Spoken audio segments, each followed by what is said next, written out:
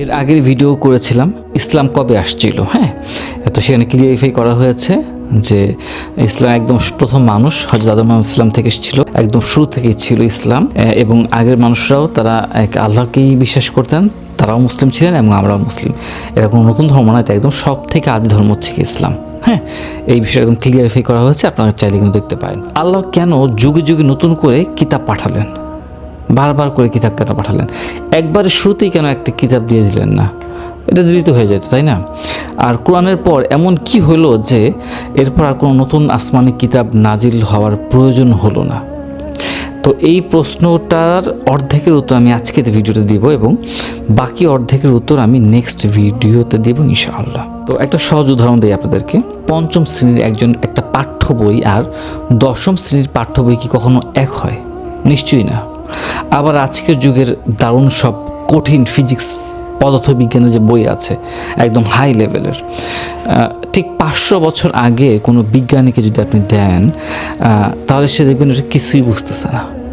500 বছর আগে আপনি হিসাব করে দেখেন, তার শিখতে হবে ওই বইটা লিটারেলি, কারণ এই 500 বছর অনেক পরিবর্তন হয়েছে ফিজিক্সে, বিজ্ঞানে, তাই না? ঠিক একইভাবে সময়ের সাথে সাথে মানুষের জ্ঞান এবং এই জ্ঞান ধারণ ক্ষমতা পাল্টেছে। মহান আল্লাহ মানুষের সেই মেধা ও পরিস্থিতি বিবেচনা করেই যুগে যুগে আসমানি কিতাব পাঠিয়েছেন। তবে নতুন কিতাব আসার পেছনে আরও একটা বড় কারণ ছিল। আগের আসমানি কিতাবগুলোতে থাকা আল্লাহর নির্দেশগুলো মানুষ সময়ের সাথে সাথে ভুলে গিয়েছিল। তারা সেগুলো মুখস্থ রাখতো না, জীবনের চর্চাও করতো না, চর্চা করা বাদ দিয়ে দিচ্ছিল একটা একটা করে।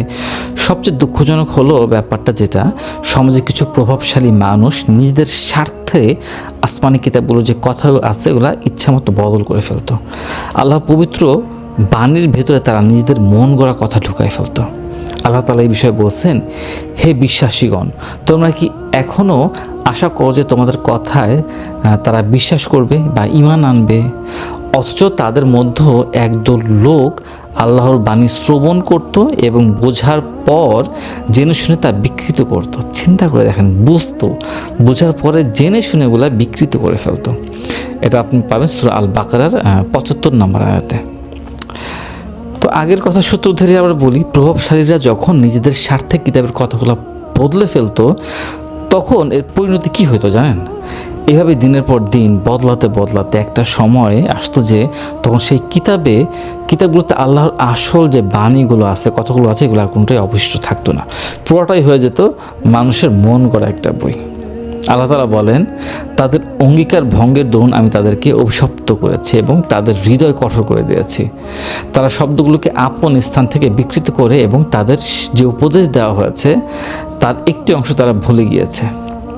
ঠিক আছে, এই সম্পূর্ণ আয়াতটা আপনারা পেয়ে যাবেন সূরা আল মাদিয়ার 13 নম্বর আয়াতে পাবেন ইনশাআল্লাহ। এটা আপনারা পড়ে নিতে পারেন। তো শুধু কি কিতাব বিকৃতি নয় ভাই, মানুষ আরও বড় একটা ভুল করছে। এরপরে নবী রাসূল ও তাদের যে বিশ্বস্ত সাথীরা ছিল যখন পৃথিবী থেকে তারা বিদায় নিত, মানে মারা যেত, তখন সমাজের মানুষ তাদের স্মরণ করার জন্য তাদের স্মরণ করার নাম দিয়ে তাদের মূর্তি পর্যন্ত বানাইতো।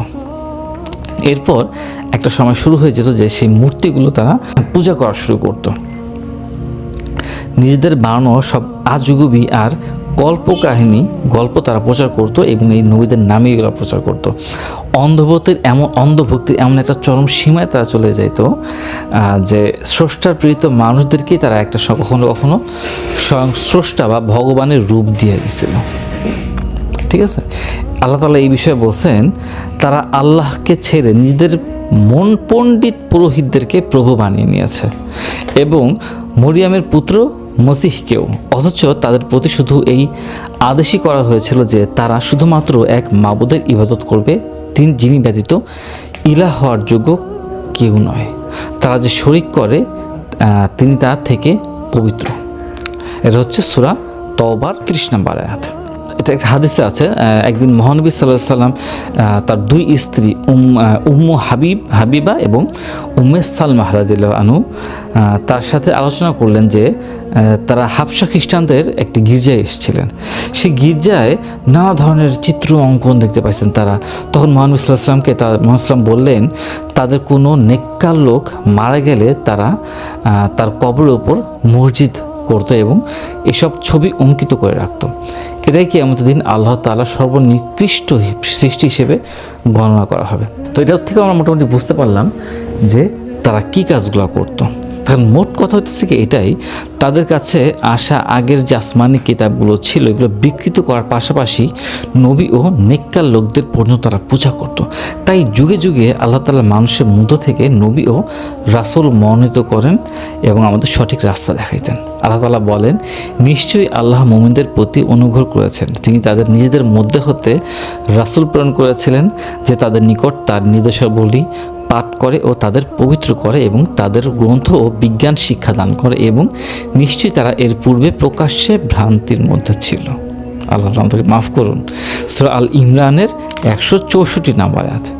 তো সুতরাং আপনারা যারা শুনতেছেন ক্লিয়ারলি বুঝতে পারতেছেন যে আল্লাহ কেন যুগের পরে যুগে আসমানি কিতাব পাঠাইছেন, প্রতি যুগে একটা করে আসমানি কিতাব পাঠাইছেন।